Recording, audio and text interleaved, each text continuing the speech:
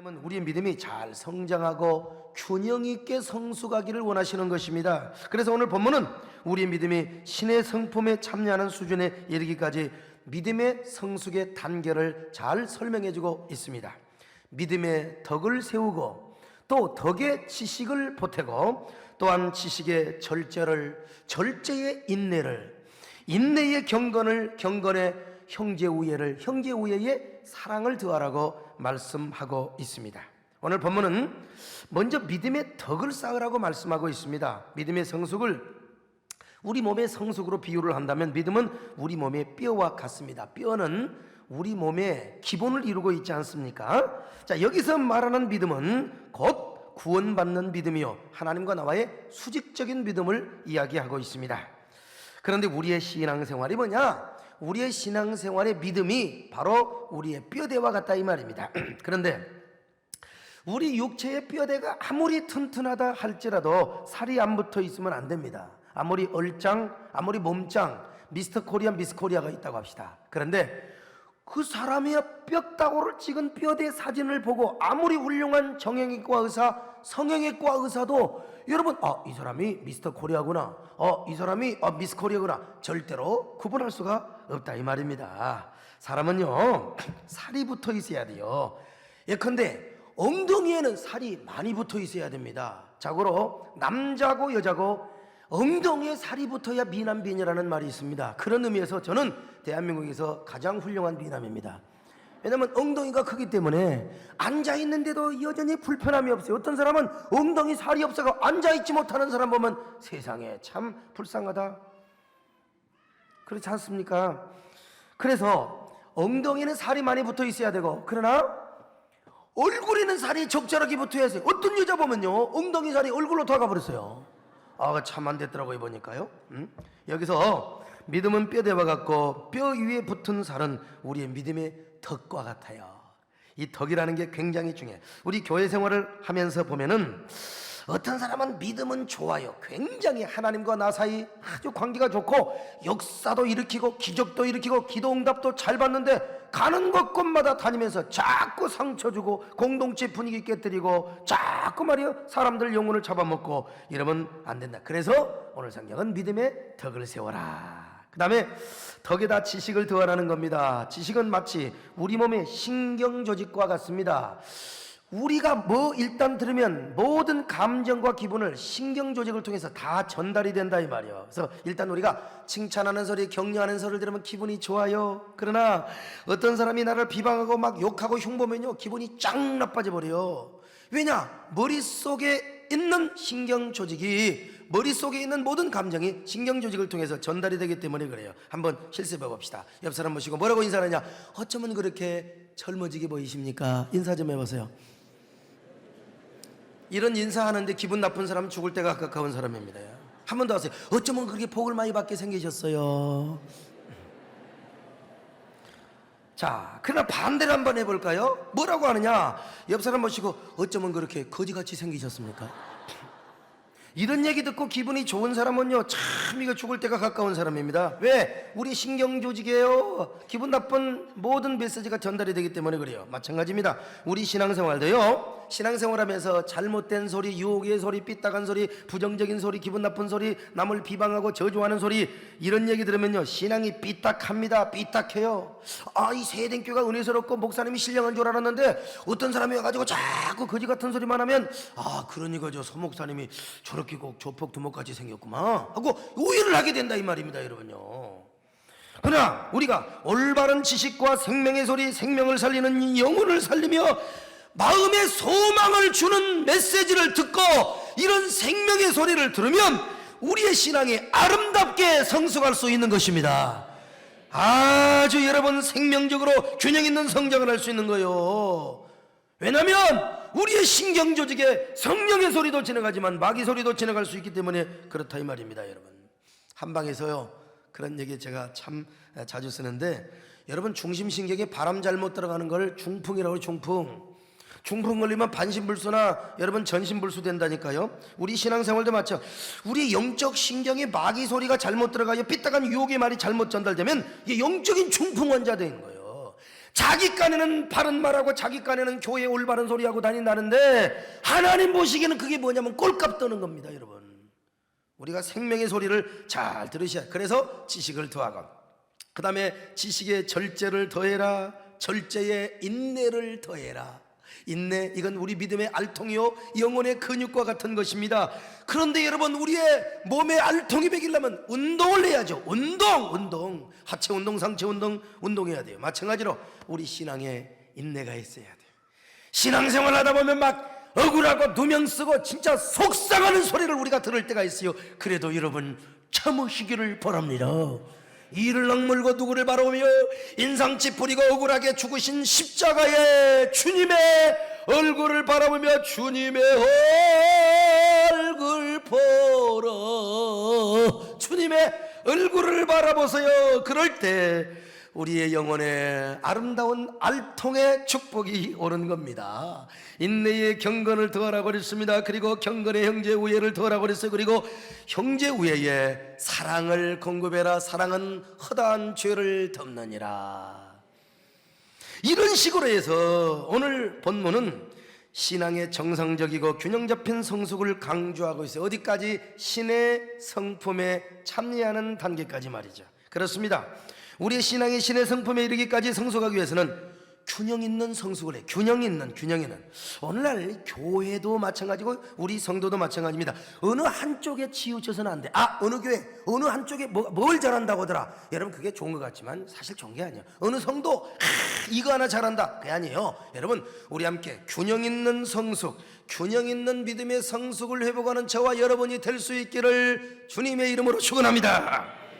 여러분, 우리 교회 균형 있는, 그러면 우리는 어떻게 신앙의 조화와 균형을 회복해야 되는가? 오늘 본문을 좀 적용하는 차원에서 다음과 같은 몇 가지, 네 가지의 이 균형의 신앙의 교훈을 우리가 함께 상고해 보고자 합니다. 첫째로 우리는 수직적인 신앙과 수평적인 신앙의 균형을 회복해야 됩니다. 일단 우리는 하나님과 나 사이가 좋아야 돼요. 하나님과 나 사이에 저바다가 끼어 있으면 안 된다고요. 따라서 우리는 하나님 보시기에 정직한 믿음, 여호와 보시기에 신실한 믿음, 역사를 일으키는 믿음이 있어야 돼요. 그러나 하나님과의 관계만큼 중요한 것이 뭐냐? 사람과의 관계도 더 중요하다는 사실을 우리가 아셔야 됩니다. 그 사람이 하나님 앞에서 믿음은 좋고 하나님과의 관계는 좋아요. 기도만 하면 응답받네요. 그 사람이 손 얹으면 막 병도 고침을 받고요. 얼마나 믿음이 좋은지 말. 그런데 이 사람과의 관계가 안 좋아서 그저 옆에만 가면 상처 주네요. 돈 가지고 상처 주고 말 가지고 상처 주고, 이게 상처를 주다 보니까 공동체 화목한 분위기를 자꾸 깨뜨린다 이 말입니다. 그런데 어떤 사람은 또 반면에 수평적인 관계의 믿음은 되게 좋은데 수직적인 관계의 믿음이 또 부족한 경우를 봐요. 막 어디 가도 사람에게 인기가 좋습니다. 박수를 쳐줍니다. 아무개 집사, 아무개 장로 끝내준다. 그런데 이 하나님과의 관계가 또 안 좋아요. 그래서 우리 하나님께서 보실 때, 야, 너는 사람에게는 인기와 칭찬이 자자하지만 내 보기에는 위식하는 자요 위선을 떨고 있는 자구나. 너는 사람을 기쁘게 하는 사람의 종이지만 너는 나를 기쁘게 하는 하나님의 종이 아니구나. 이렇다면 여러분, 얼마나 불쌍하고 가련한 사람입니까? 그러므로 오늘 우리는 수직적인 믿음, 수평적인 믿음의 조화와 균형을 이루시기를 바랍니다. 균형 있는 신앙 성장이 있기를 축원합니다. 두 번째로 우리는 내면적 신앙과 사역적 신앙의 균형을 또 우리가 이루어야 된다 이 말이에요. 어느 목사님과 집사님이 똑같은 가게에서 앵무새를 한 마리씩 샀어요. 그래, 목사님 집에 있는 이 순놈 앵무새는 참 경건한 소리만 듣다 보니까 인사하는 게 날마다 습관적으로 해요. 할렐루야 아멘, 우리 가정예배 봅시다.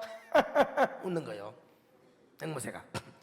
그런데 어느 날 집사님 집에서 자란 앵무새는 이게 자꾸 집사님한테 그런 소리만 들었는지 날마다 이런 인사만 하는 거예요. 사람 보면요, 여보, 아금니가 으스러지도록 키스해 주세요. 갈비뼈가 으스러지도록 깨어나 주세요. 이런 얘기만 하는 거예요. 그런데 어느 날 목사님이 그 가정에 신방을 갔습니다. 이 앵무새가 목사님을 보자마자 뭐라고 말한 줄 아십니까? 미치겠어요. 저 좀 안아주세요. 여러분, 이 모습을 본 집사님이 얼마나 무안했겠습니까? 그래서 그 앵무새를 이 목사님 앵무새 세 장에다 갖다가 처박아 버려서 창피해 죽겠다고 말이요. 그러자 그 주책바가지 암 앵무새는 목사님 집에 있는 경건한 앵무새를 보자마자 이렇게 말하지 않겠어요? 아, 미치겠어요. 아금니가 으스러지도록 키스해 주세요. 앵무새가 그렇게 인사하는 겁니다. 그러자 목사님 집에 있었던 앵무새, 경건하고 거룩한 영성이 풍성한 앵무새가 뭐라고 이야기하는 줄 아십니까? 두 손을 들고 할렐루야, 이제야 저의 소원을 들어주셔서 감사합니다. 실은 저도 마음은 응탐했걸랑요. 여러분, 얼마나 웃기는 이야기입니까? 오늘 이러한 모습이 오늘 우리의 모습은 아닌가 한번 우리가 생각해 볼 필요가 있습니다. 우리에게는 경건의 모양은 있는데 경건의 능력은 없을 수가 있습니다. 우리의 외면은 거룩한 척하고 경건한 척할 수 있지만 우리의 내면은 메마른 황묘같이 그처럼 황무하고 황폐할 수가 있다 이 말입니다. 우리의 내면이 고갈되어 폐허되어 있으면 상대적으로 우리가 위선을 떨고 외식을 떨 수가 있다니까요. 화려한 위용을 자랑하고 외적인 업적을 자랑하는 그런 사람이 될 수가 있다 이 말. 그러므로 그렇기 때문에 우리의 신앙생활은 내면적인 부분에 치중을 해야 된다 이 말입니다. 내면을 풍요롭게 하고 영혼을 살찌고 영혼을 윤택하게 해야 됩니다. 여러분, 영적인 내공에 치중을 함으로써 우리 내면에 하나님의 풍성한 은혜와 성령 충만으로 무장을 해야 된다 이 말입니다. 나와 하나님과의 관계가 막히지 않고 내 속에 하나님의 거룩한 축복의 고속도로, 성경의 시온의 대로, 영혼의 사닥다리가 쫙 연결이 되어서 아버지, 그러면 내 마음속에 오냐 아시지요, 이 어려움을 오냐, 내가 너를 모른다면 누구를 알겠느냐, 사랑한다 들어, 하나님이 쫙 응답해. 이런 시온의 대로가 여러분에게 있기를 축원합니다. 이런 사람은 언제나 하나님의 은혜가 신선하고 상큼합니다. 예수님의 이름을 부르면 부를수록 다정한 이름이요 수수께끼보다도 더 오묘한 그 자체입니다. 부를수록 다정하고 신비스러운 이름이 바로 예수님의 이름이요, 받을수록 오묘하게 느껴지는 것이 바로 무엇이냐, 그분의 은혜인 줄로 믿습니다. 만나면 만나고 그리고 경험하면 경험할수록 황홀하고 감격스러운 것이 그분과의 만남이요 그분과의 교제가 아니겠습니까? 이런 내면적 신앙이 잘 갖추어져 있는 사람은 전지가 무너지고 땅이 꺼져도 절대로 변하지 않습니다. 흔들리지 않습니다. 전지가 개벽이 된다 할지라도 여러분 흔들리지 않습니다. 변하지 않습니다. 언제나 행복한 사람이요 변함없는 사랑으로 주님을 섬기는 사람입니다. 할렐루야. 이런 사람이 되시기를 축원합니다. 그러나 아무리 그런 내면적인 신앙이 풍성하다 할지라도 우리 신앙생활에 사역의 열매가 없으면 아닙니다. 사역의 열매가 없으면 아무것도 아니요. 사역의 신앙을 갖춰야 됩니다. 만약에 우리가 포도나무를 심었습니다. 좋은 땅에서 찐액을 잘 빨아들여가지고 줄기와 가지가 얼마나 무성하게 자랐는지 몰라요. 그러나 열매를 안 미친다. 그 포도나무는 존재, 가치, 능력을 여러분 의미를 상실해버리고 만 겁니다. 그건 포도나무가 존재하는 게 뭐예요? 열매 맺어야죠. 그렇지만 아궁이에 들어가 버리면 마찬가지입니다. 우리의 신앙도 아무리 내면적인 부분이 기름지고 윤택하고 풍성하다 할지라도 사역의 열매가 없으면 안 돼요. 적어도 그리스도인이라면 열매를 맺어야 됩니다. 전도의 열매, 영혼의 열매, 감사의 열매, 또 여러 가지 축복의 열매, 기적의 열매, 선교의 열매, 봉사의 열매, 열매가 있어야 된다니까요. 한동안 우리 한국 기독교 서점에서 헨리 나우엔이나 또 필립 안시나 유진 피터슨 같은 이런 그분들의 책이 굉장히 많이 팔렸어요. 이 책은 나왔다면 초특급 베스트셀러가 되었습니다. 목사님들이 됐건 평신도들이 됐건 많이 사서 읽어봤습니다. 그런데 이 책은 전부가 뭐냐면 내면적인 영성과 신앙에 치중되어 있는 책입니다.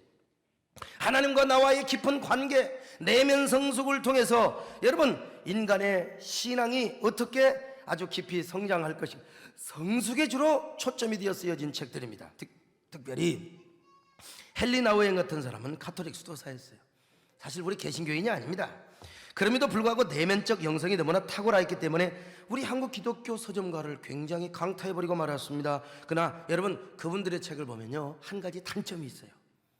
한 가지 단점이 있다는 걸 알아야 돼요. 사역적인 신앙이나 사역적 열매에는 도무지 관심이 없다 이 말입니다. 오히려 그런 것들을 부인하거나 오히려 부정하는 쪽에 서 있는 것처럼 느껴질 때가 굉장히 많습니다.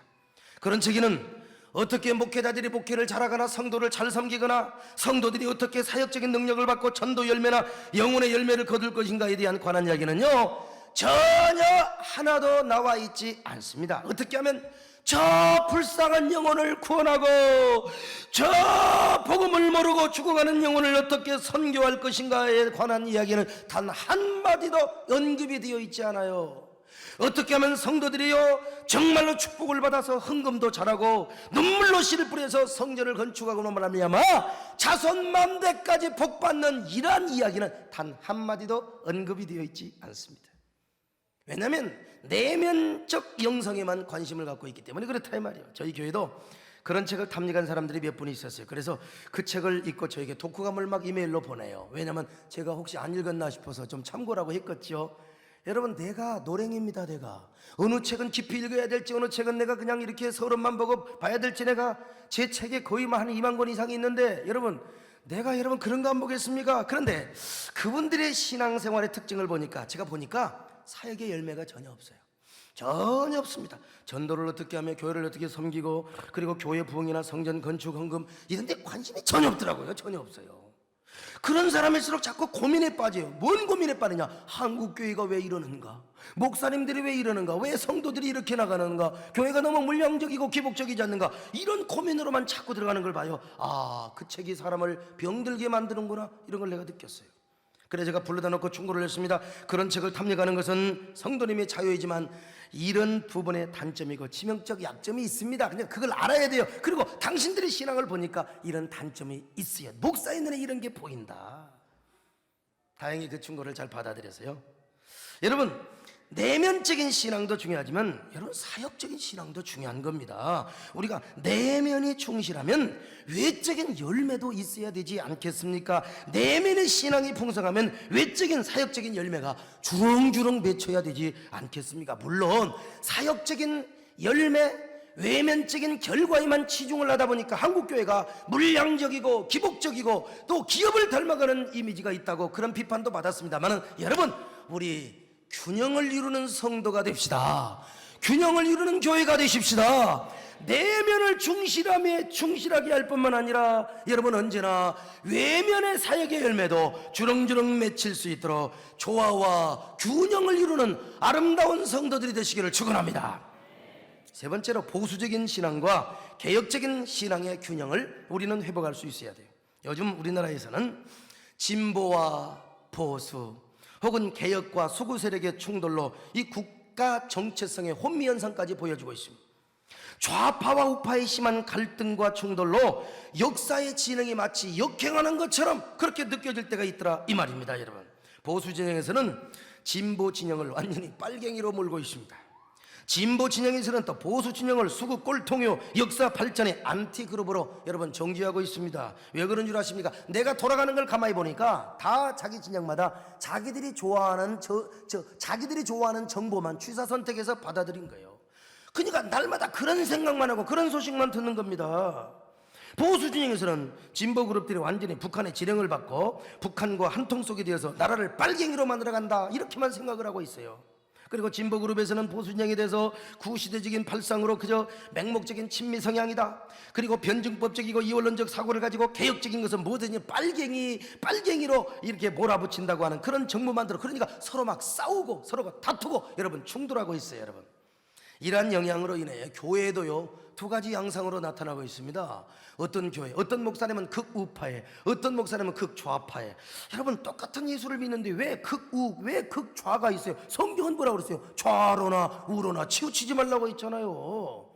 여러분, 좌로나 우로나 치우치지 말아야 돼요. 여러분, 그래서요 어떤 극우 쪽에 있는 목사님들은 한때 북한의 땅굴이 저 수원과 평택까지 내려왔다고 막 곧 있으면 막 대전까지 들어간다고 그것을 막 현 정부가 막 묵인하고 있다고 지금 설교 시간에 폭로를.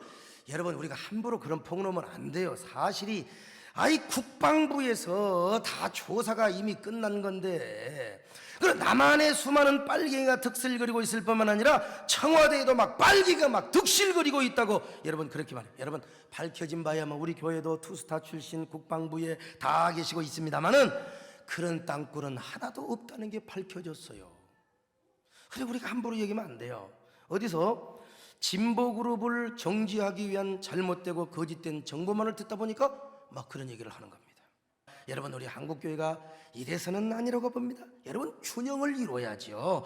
보수에서는 진보 진영의 좋은 부분을, 그리고 진보 진영에서는 보수 진영의 좋은 부분을 서로 이렇게 좀 배우면서 얻으면서 우리 서로 함께 균형을 이루면 얼마나 좋을까 하는 마음을 갖습니다. 여러분, 이것은 우리 신앙생활, 교회생활에도 마찬가지입니다. 온고이지신이라는 말이 있어요. 수선대우, 맹자의 무덤 앞에 가면 수선대우라는 말이 있어요. 그런 말처럼 좋은 전통은 잘 받아서 후손들에게 물려주고, 그리고 여러분요, 개혁해야 할 부분은 과감하게 개혁을 해서 교회와 신앙이 날마다 새로워지고 균형을 회복해야 된다 아니겠습니까? 그런 의미에서 저는 여러분에게 자랑스럽고 떳떳하게 이야기할 수 있습니다. 여기 소강성 목사는 균형 있는 목사라고 말합니다. 아멘을 하신 분들은 영안이 활짝 열어진 분들입니다. 여러분, 아주 균형 있는 목사요. 우리 교회는 균형 있는 교회입니다. 수직과 수편, 그리고 내면과 사역, 그리고 진보와 개혁의 균형을 이루고 있는 교회가 아닙니까? 여러분, 제 얼굴을 보십시오. 이럴 때는 화면을 좀 크게 해야 되는데 얼마나 원만하고 균형 잡힌 얼굴입니까? 코가 큽니까? 눈이 큽니까? 균형이 다 잡혀 있잖아요. 내 얼굴은 간신조조같이 되지 않아서 너무나 감사합니다. 여러분, 우리 세된 교회 예배 현장도 한번 보시라니까요. 얼마나 균형이 잡혀 있습니까? 그저 너무 높지도 않고 낮지도 않고 1층, 2층, 3층이 그냥 얼마나, 여러분 얼굴도 얼마나 균형 있게 보여요. 옆 사람 보고 인사 좀 하세요. 어쩌면 그렇게 균형 있게 생기셨습니까? 네 번째, 마지막으로 현재적인 신앙과 종말론적 신앙의 균형을 우리가 회복해야 합니다. 우리는 현재의 거룩함과 경건함으로 가득 차 있어야죠. 현실을 충실하게, 또 우리는요, 세상으로부터 칭송받기 위하여 사회봉사와 구제, 사회사업을 많이 해야 됩니다. 그래서 또 저희들이 이번에 또 노인잔치를 또 우리가 하게 됩니다만은, 그러나 이러한 현재적인 신앙이 아무리 견고하고 강하다 할지라도 내세를 사모하는 믿음이 없다면 그건 죽은 믿음이요, 타락한 믿음입니다. 교회가 진정한 타락을 할 때, 여러분, 진정한 성도가 어떻게 진정한 성도의 타락이 뭐냐? 그거는 사회복지에 관심을 안 갖거나 또 우리가 구제를 안 하거나, 여러분, 그래서 그런 게 아니에요. 천국을 사모하는 믿음이 없는 것, 우리가 현실이 너무너무 살기가 좋아서 천국을 사모하는 믿음을 우리가 상실해버릴 때 그것은 목사의 타락이요, 성도의 타락이요, 교회의 타락이라고 말할 수밖에 없는, 어느 경건하고 거룩한 목사님이 계셨습니다. 그런데 그에게는 너무나 힘들게 하는 장로님이 한 분 계셨어요. 왜 그렇게 시시콜콜 목회를 간섭을 하고 그렇게 목사님 신경을 건드는지 마침내 목사님이 신경성 위궤양에 걸려버리고 말았습니다. 그래, 목사님이 불면증에 시달리고 있었습니다. 그러던 어느 날 장로님이 죽었습니다. 그 목사님에게는 그보다 더한 기쁨이 없었어요. 그래가지고는요, 주일날 광고 시간에 암흑의 장로님이 여러분 돌아가셨습니다. 너무나 기뻐서 그냥 얼굴에 그냥 미소 짓는 얼굴로 여러분 돌아가셨습니다.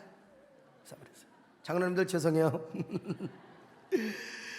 그 강구를 하고 나서 성가대가 찬양을 했는데 그 성가대의 찬양 제목이 무엇인 줄 아세요? 이보다 더 큰 기쁨은 없으리.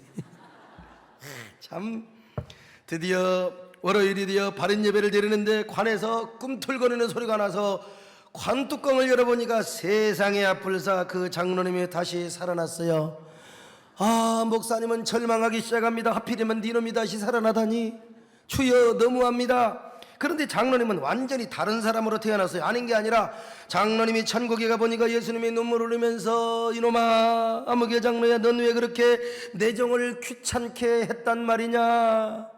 너는 상급이 있는가를 보거라. 하나도 없지 않느냐? 이제 내가 너에게 다시 한번 기회를 줄 터이니 이제는 나의 종을 잘 섬기는 종이 섬기고 다시 천국에 오거라. 이것이 너의 복이니라. 그래서 눈을 떠보니까 자기가 관 속에 묶여 있다는 겁니다. 그는 깨어난 후에 인삼녹용 세상에서 가장 좋은 거 한 박스 사가지고 목사님께 가서 무릎을 꿇었습니다. 목사님, 제가 천국에 가서 보니까 목사님을 괴롭히는 것이 얼마나 큰 저주인가를 깨달았습니다. 저를 용서해 주십시오. 목사님, 이제 앞으로 구두 닦는 종이 되겠습니다. 목사님 목회의 시다바리가 되겠습니다. 그러자 목사님이 눈이 휘둥그레졌어요. 어안이 벙벙한 표정으로 장로님의 손을 잡고 안방에서 서재로 탁 서재문을 잠그더니 심각한 얼굴로 장로님의 손을 잡고 이렇게 말하는 것이 아닙니까? 장로님, 우리 남자끼리 솔직한 말로 한번 까놓고 얘기합시다. 솔직히 말해서 천국이 있긴 있습니까? 사랑하는 여러분, 우리가 아무리 이 땅에서 거룩하고 경건하고 정직한 신앙생활을 한다 하더라도 천국 소망이 없으면 여러분 가짜입니다. 그 믿음은 타락한 믿음이 죽은 것입니다. 그러므로 우리는 현세적인 신앙과 내세적인 신앙이 조화를 이루고 균형을 이루어야 할 줄로 믿습니다. 사랑하는 여러분, 이 시대는 균형을 필요로 하고 있습니다. 특별히 우리의 이 시대에 균형 있는 믿음을 우리 주님이 원하고 있어요. 그래서 우리는 균형 있는 신앙을 회복해야 됩니다.